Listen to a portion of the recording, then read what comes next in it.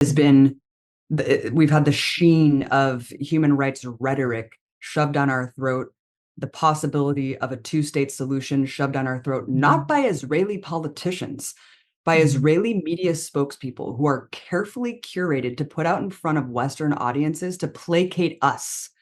We're the people, the West, and especially Americans, are the people who subsidize this atrocious apartheid state that is committing genocide.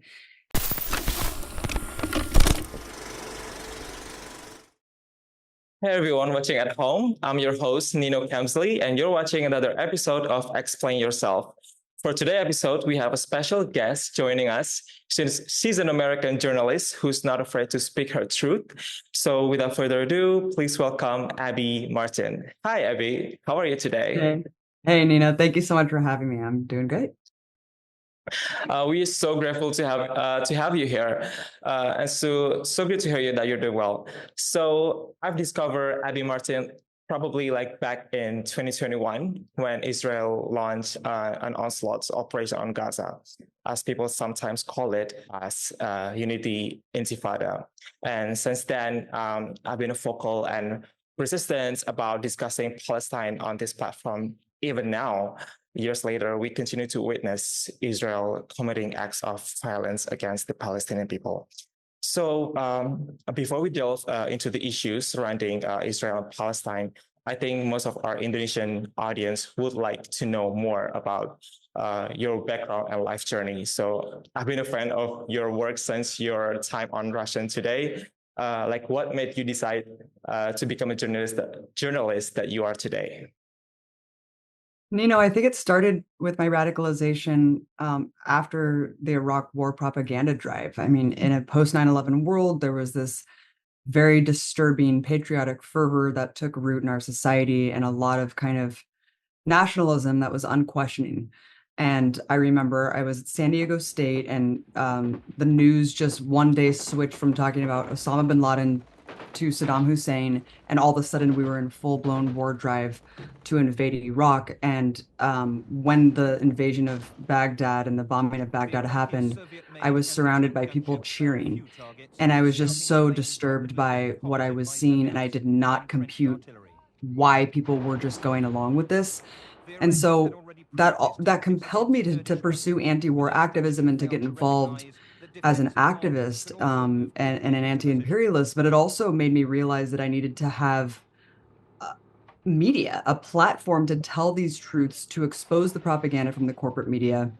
It was a long journey, but I always knew that I had to be an advocacy journalist to, I mean, it doesn't matter what your issue is, right? If you're concerned about food safety, if you're passionate about foreign policy, if you don't have a truthful media to tell these stories, no one's going to hear them. You're just going to stand out on a street corner with a sign or handing out flyers to deaf ears. And so I knew that I had to start my own media platform to speak truth to power and to really uplift the voices of the people that I wanted to tell stories on behalf of. And so I started Media Roots, which was an aggregate at the time to kind of compile underreported stories that I felt like weren't getting the due time in the mainstream media. And then it just kind of snowballed from there. Occupy Wall Street popped off in my backyard in Oakland. And Russia Today was the only news outlet that was essentially taking it seriously. And so I became kind of liaison for the Occupy movement to kind of speak to an international audience about what was going on with the police brutality, and the rest is history. I decided to pursue journalism and proudly wear my bias and opinion on my sleeve as an activist journalist, as an advocacy journalist, and that's what I've done until this day. In addition to your fantastic work on Russian Today, you also created Empire Files, independent documentary and interview series. What was the reason and purpose behind creating Empire Files? That was great. It was like a daily news show, speaking to an international audience. It was kind of constricting though, because you had to kind of churn out this daily news show. And as we know, with the 24-hour news cycle, it can be very exhaustive and hard to kind of find new angles on these things. And I really wanted to go into more investigative documentary reporting. an investigative interview style. And so I pursued that through Telesur. We were selling Empire Files to Telesur for quite some time until sanctions shut down our ability to sell that show, and we've been fully independent ever since. But with the Empire Files, I wanted to basically explore the idea with my partner, Mike Preisner, who's the producer on the show, that the United States is a global empire, not in the classic traditional sense that we know of empires past that essentially just maintained colonies around the world, but it's an empire of bases. We're talking about 800 to 1,000 military bases around the world, and every base has a story of subjugation and endless military pollution. And so I wanted to really dig into that, and I wanted to go to the front lines of these impacted communities and the people that are living under the boot of US oppression. And it was an incredible opportunity to go and do these long form investigative stories and produce these weekly documentaries. And unfortunately, we haven't been able to do that. We don't have the capacity to produce as frequently as we do, but now we've taken a step back and actually done even more long form reporting with Gaza Fights for Freedom, and now subsequently the new film Earth's Greatest Enemy that should be out later this year. You and your husband, Mike Prisoner, seem to share a critical perspective on a U.S. foreign policy, especially given Mike's military service and experience with war in real time. Like, what led you and Mike to oppose and fight against U.S. imperialism? I think Mike was driven, of course, by his own personal experience as a young kid, being recruited to the military before 9/11, and then being just thrown into a battlefield, not having any clue that that's what he was going to do. And I think it completely radicalized him, and he turned, against that same machinery that threw him into that meat grinder. He came out as a fervent anti-imperialist, and he's been fighting to basically prevent people from entering the military ever since, and helping people discharge. And he's incredible. I mean, he's been a huge inspiration for me. And so it was kind of amazing to kind of put our beliefs together, our passions together of anti-imperialist activism, and to turn it into this kind of journalism. And with Empire Files, we kind of try to expose those machinations of empire and imperialism, and how the structure works and is driven by essentially global capitalism. From, I think it's just, again, like my radicalization of the Iraq War, and then just kind of taking a long time to really understand how I looked at the world ideologically, because anti-communism is essentially the unofficial religion in this country. And so I was steeped in anti-communism for my entire even early adulthood. And so I kind of always told myself, I'm not left, I'm not right, I'm this kind of magical third way, and I'm still exploring what that is. And then I just ended up realizing, look, capitalism is driving all of these horrific inequalities and propping up this institution that it just is completely unsustainable. And having this global military expanse is not habitable. You can't have that with a habitable planet and a sustainable future. And so it took a long time for me, a little bit longer than Mike, but we arrived at the same conclusion. And now I think we both realize that, like so many tens of millions of people around the world, that we cannot survive under this current economic model. And it is driving this endless warfare and militarism.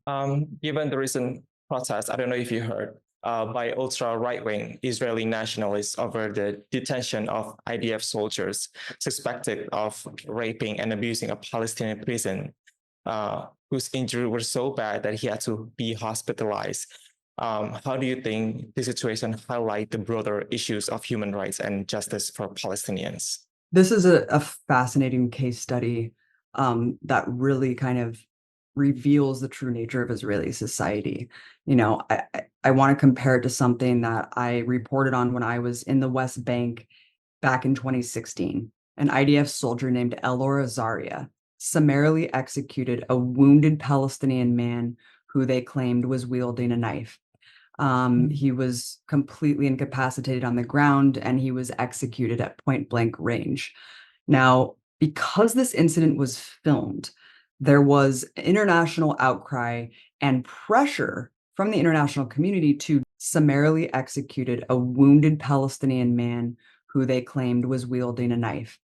He was completely incapacitated on the ground, and he was executed at point blank range. Now, because this incident was filmed, there was international outcry and pressure from the international community to do something, to punish this soldier, when I'm sure if it was not on camera and the video was not spread all around the world, nothing would have probably happened to El Yeah. Rosario, because we see how, the lack of accountability within the IDF forces, especially today. But because of that outcry, El Rosario was put on house arrest, and he was awaiting trial. He ended up going to prison for, I think, 8 or 9 months of his 18-month sentence. Now, what happened subsequently in Israeli society was really fascinating, because there were mass rallies in support of the soldier who had executed this Palestinian man. I'm talking thousands of people in the streets chanting, "Death to Arabs, El Rosario, we support you," and also death to the videographer who filmed the Oh, the crime. Because for Israeli society, they think the left is the impediment to the final solution of basically the ethnic cleansing of the Arabs that live there. And so mm, Bet Salem and all these other organizations who film the atrocities are the enemy to mm, the main, the majority of Israelis who live there. And I think it's really reflective, of course. We've seen it get so much worse today, that just the lack of accountability and complete impunity for Israeli soldiers committing wanton human rights atrocities, I mean, innumerable over the last mm, 10 months. So I think, I don't even know why. I mean, they would have gotten away with it without any, modicum of punishment. But I think what happened is there was an internal battle in the Knesset where they were actually administering and deliberating, is rape of mm. prisoners a legitimate tool for interrogation? Now, that's completely insane, because sexual assault obviously is tantamount to a war crime under Yeah. international law. So the fact that the Knesset was even debating that, I think, speaks a lot. But then you couple that with the fact that I think 9 soldiers were kind of tokenized as an example of actual accountability, right? So these 9 soldiers who were charged with raping a Palestinian prisoner so badly that he could not walk. And Mm, I'm not going to go into the grisly details, but I mean, you can imagine how bad the sexual yeah. assault was. So it was so bad that they had to do some sort of cursory slap on the wrist, trying to, basically hold these soldiers to account. And what ended up happening, similarly to El Rosaria, is even that punishment within Israeli society caused but kind of fanatical, violent mobs amass breaking into the facilities to try to basically release these prisoners. This included actual politicians, ministers. I mean, they were calling these guys heroes. They were calling Mm, to release them. They were national heroes in Israeli society. This is the finance minister talking about this. I mean, it is mm, absolutely mind-boggling. So I think that this just reveals, I mean, just how genocidal in nature Israeli society has become. That they are not only debating, is this okay to do, but this is what happens when you try to actually punish a soldier mm. for committing war crimes or atrocities. Yeah. A lot of Israelis will not stand for it. And that's the result of a deeply, profoundly sick society. Mm. And as someone who has visited Israel while making the Empire File series, in your point of view, does the Israeli government genuinely care about the human rights for Palestinian people? They couldn't care less about the Mm, human rights of Palestinians. And that is the honest truth. I mean, it has mm, been, we've had the sheen of human rights rhetoric shoved down our throat, the possibility of a two-state solution shoved down our throat, not mm, by Israeli politicians, by mm, Israeli media spokespeople who are carefully curated to put out in front of Western audiences to placate us. We're mm, the people, the West, and especially Americans, are the people who subsidize this atrocious apartheid state that is committing genocide. And so we've been spoken to by these, media professionals to tell us, no, we're working on a two-state solution. No, no, no, we really care about the human rights of Palestinians. But it's not true.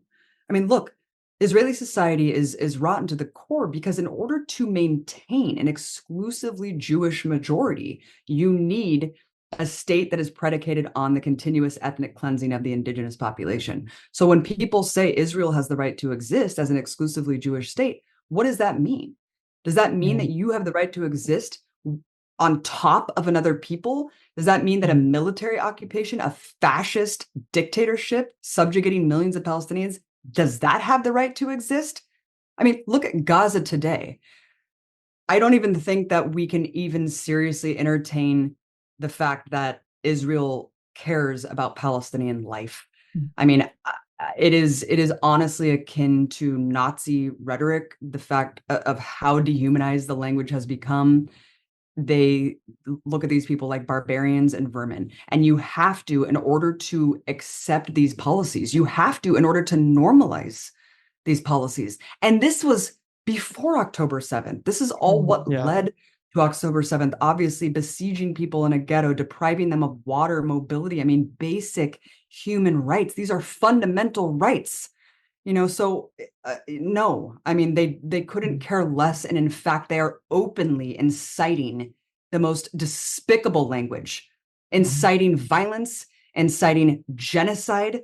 We have 5 pages of documented rhetoric that is genocidal incitement. And this was just weeks after October 7th. I can't even imagine the language and the statements that have come out since that have justified the most horrific things that we've seen, at least in my lifetime, take place on our phones over the last 10 months. What you just said just now is 100% true. As we've seen in just like past 8 months of genocide, the Israeli government keeps telling the world that they're fighting against Hamas. But as we've seen with our own eyes across all social media, it feels like we're being gaslighted into believing that Israel is fighting Hamas, when in reality, they are erasing Palestinian people through ethnic cleansing.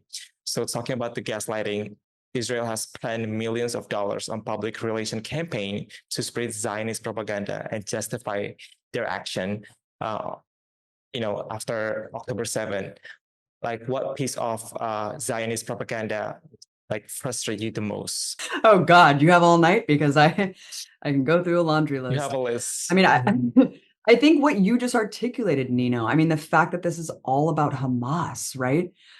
Yeah. Basically, what Zionists have done, what Israeli propagandists have done to in perfection. I mean, they have perfected the art of propaganda, because they have literally flipped reality on its head, as they have always done. But I think the charge of anti-Semitism, if you're criticizing Israel, has not stuck anymore. And so that's a good thing, that now, all of these people who care about human rights, who are anti-racist, who care about the plight of Jewish people worldwide, who care about the rise of anti-Semitism alongside the rise of the far right, reactionary fascists here at home and abroad, no longer will these people be on the defense about criticizing an apartheid state committing genocide. No, I'm not anti-Semitic. Israel's doing this, that, and the other. That's what they've relied on for decades, for their entire existence. That is no longer going to work, because every international human rights organization now acknowledges Israel's an apartheid state akin to South Africa. And now the question has to be, now we have to dismantle apartheid, right? Because that's a crime against humanity. So I think first and foremost, the fact that every accusation is a confession, and the fact that if you're looking up, crimes against the Palestinians, the corporate media will flood the internet or search results with propaganda that Israel's accusing Palestinians of crimes that they're committing against them. So that's the first frustrating thing. And then I think, of course, the human shield, that dehumanizing trope, basically in anticipation of mass slaughter. We've seen this trope used time and again against US enemies and allies of the US against populations that they're terrorizing. But it's especially egregious in the case of Gaza, because like you just said, we can see with our own eyes. We are no longer having to rely on corporate media to dictate to us what the reality is, like they've relied on for so long. Now we can see. We don't have to go through the filters of propaganda and brainwashing. We see the war on children. We see decapitated kids every morning in our feeds. They can't lie to us anymore about Hamas, and they can't lie to us anymore about human shields. They have obliterated, annihilated this entire territory. It is so obvious that the intention all along was to retake and recolonize Gaza. And now that the news has come out that they knew, they anticipated October 7th, they had detailed memos. They overrode local authorities on the ground and said, no, no, no, we want the Nova Festival to be held on this day. I mean, they wanted it. They wanted it because they wanted a reason. They wanted a reason to ethnically cleanse the entire region and to recolonize it. And what's most astounding to me is this is happening real time, and the world has just normalized it. And they've accepted it as an inevitability, and they are still lying to our faces about what we all know is true. And so I don't blame people for feeling schizophrenic, for feeling completely gaslit and insane, because it really is an insane situation. And no, we should never normalize this. I completely agree. Like for me, the most insane propaganda from the Israeli government is that they keep promoting lies about beheaded babies. These stories, these claims have been proven false, yet they continue to push this narrative to portray their action as a response to barbaric terrorism. And speaking of propaganda, Julian Assange has been in prison in the UK for years for exposing government and media lies that led to many wars. Recently, many corporate media outlets, when covering Israel-Palestine conflict, have not explicit state who is responsible for the attacks, despite knowing damn well that Israel is the aggressor who keeps dropping bomb on Gaza. Do you think the US media, especially corporate media, is complicit in war crimes? 100%.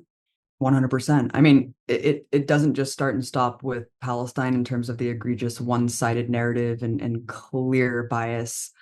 This is what corporate media exists to do.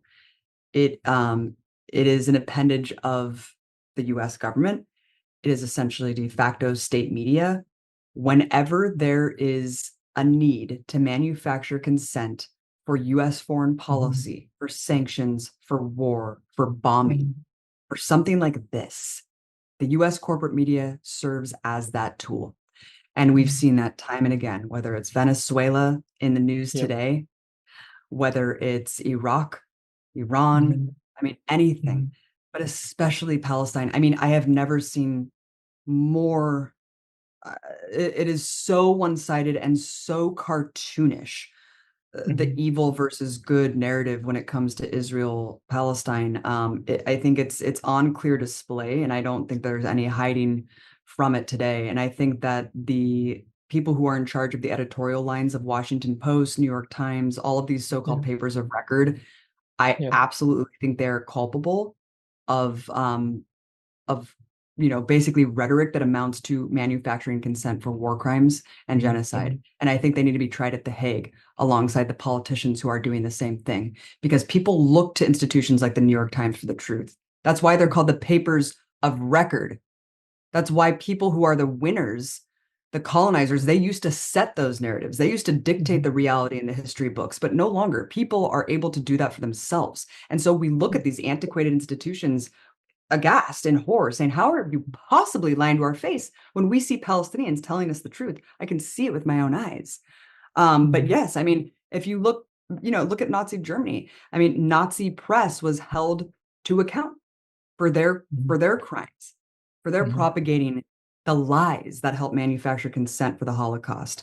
We need to look at these institutions in the same way, because that is exactly what they are doing. If these headlines were written differently, if the leads weren't buried in paragraph 8 about the crimes and atrocities happening against the Palestinian people, if the style guides didn't prevent people from calling Israel what it is, for calling out things what they are, for showing that shrinking map that MSNBC anchors had to apologize for and grovel all over themselves, saying, oh, no, we didn't show this accurate historical map of the shrinking land. No, this isn't accurate, even though it really was. I mean, all of this is just so outrageous, right?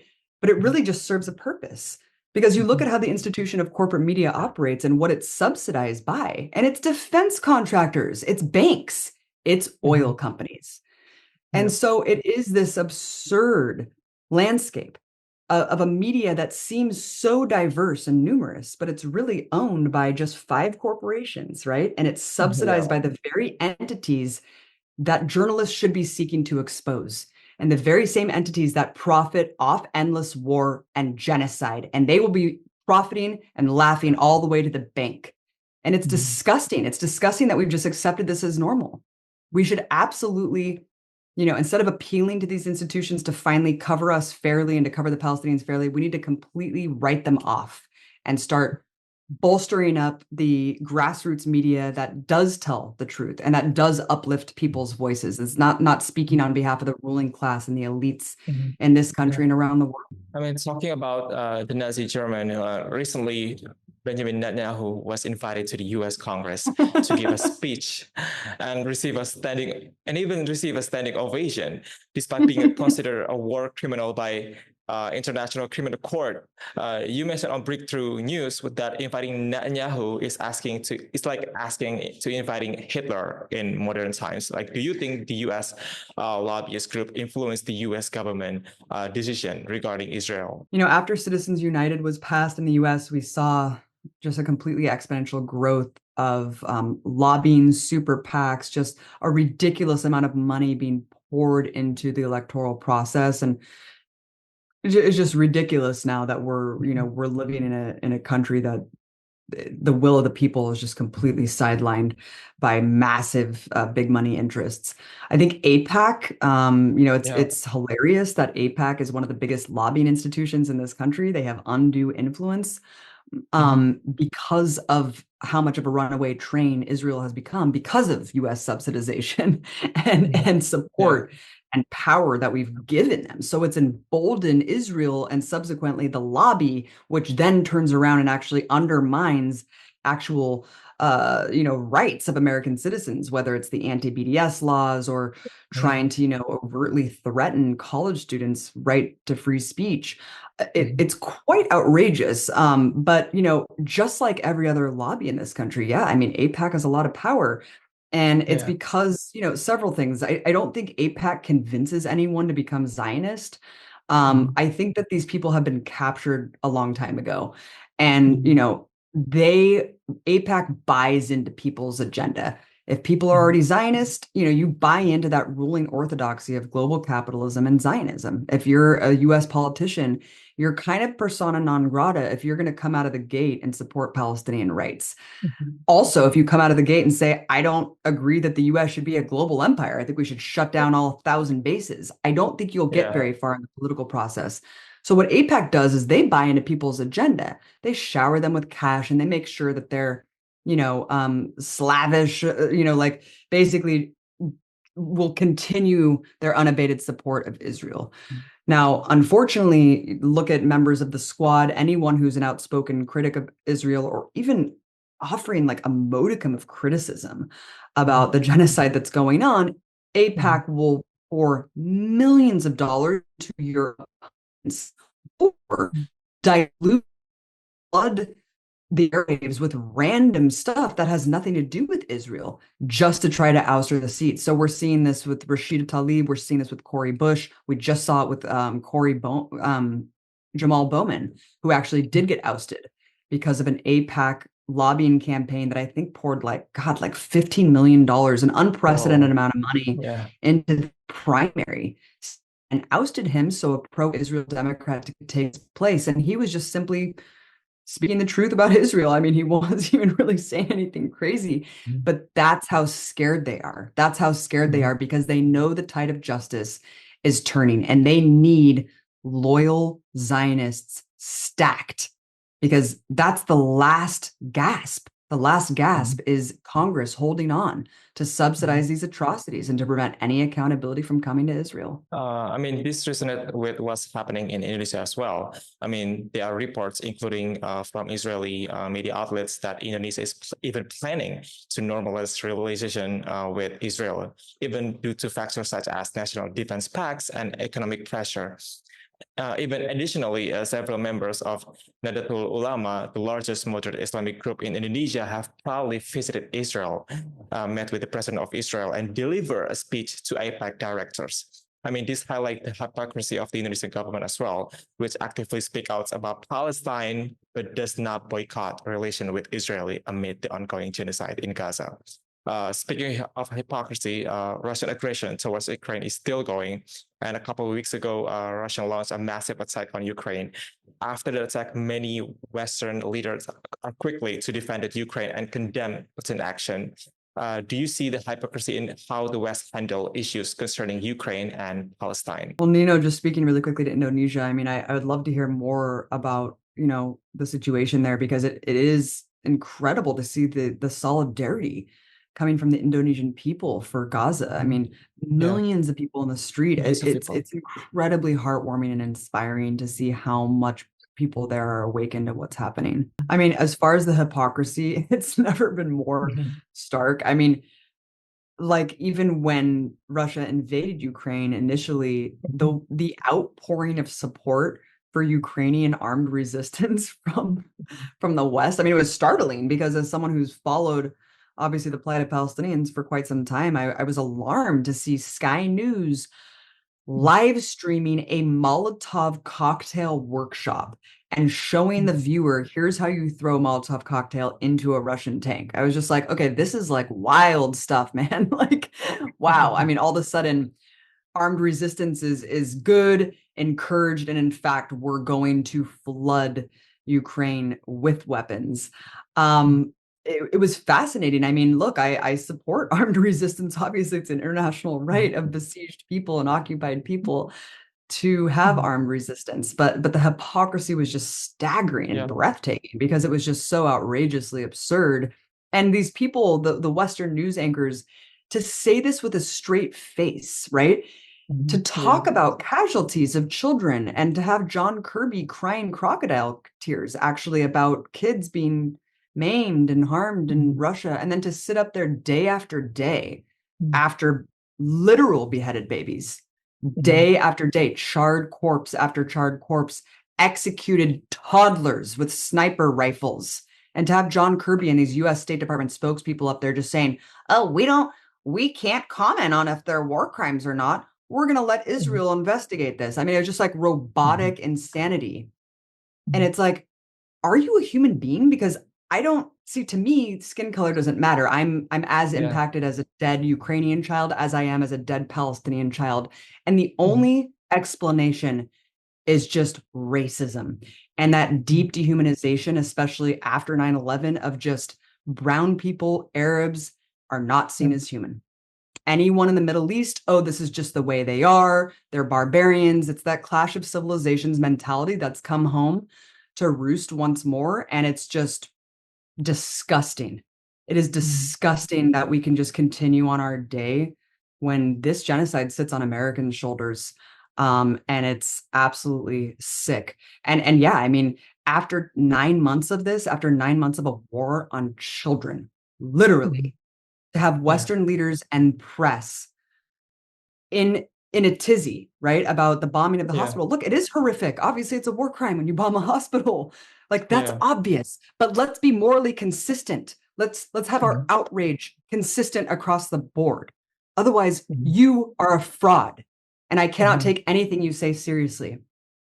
It's it's unbelievable. I mean, it honestly Yeah. is hard to wrap your mind around when you look at just a side by side comparison because it just reveals everything you need to know about the US establishment and foreign policy. Last question from us. As we know, Nicolas Maduro has been declared as the winner of the Venezuela presidential election. And the Venezuelan opposition has vowed to challenge the results amid allegation of fraud.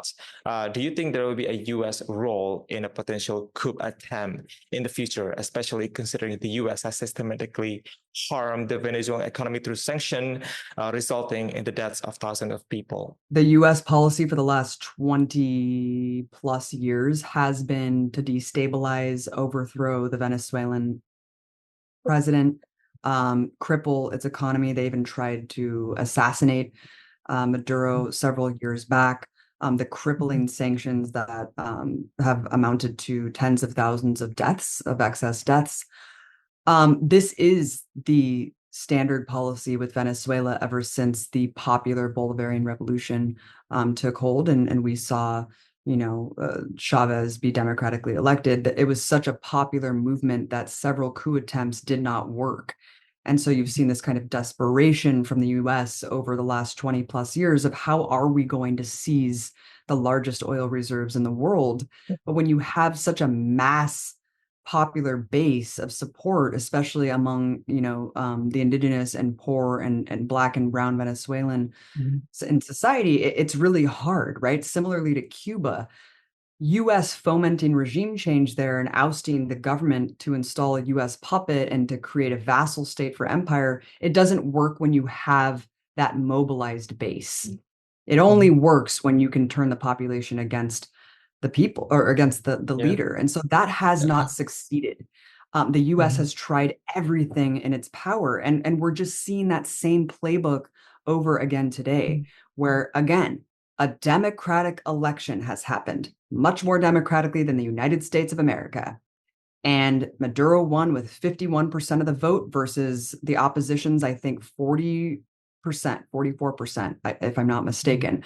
And the opposition's claiming that they won.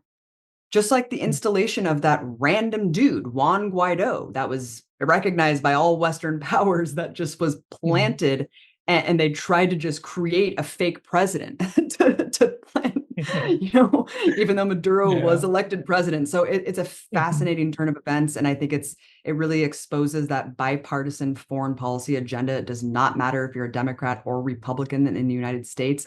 There are certain enemies that are basically due to topple to serve US empire and US corporations, and Venezuela is at the top.